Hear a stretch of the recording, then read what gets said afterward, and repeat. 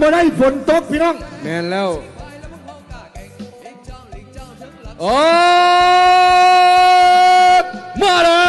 วออกมาแล้วหอบ8 ลำคู่สุดท้ายไผ่ชนะไปพบอภิมาหนึ่งรอท่าอยู่แล้วเป็นการพบกันระหว่างเต้บ้านสวน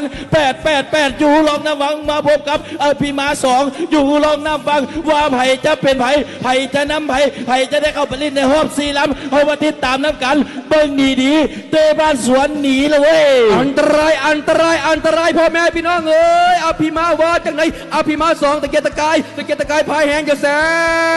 นหนีจะหนีได้หรือบ่ได้ต้องมาถามใจเต้บ้านสวน888มาเบิ่งว่าบรมนครบรยามบุญญาณศักดิ์บุญญาณศรีบุญญาณปารมีของอภิมาตใดๆทั้งนั้นมาเบิ่งว่าเต้บ้านสวน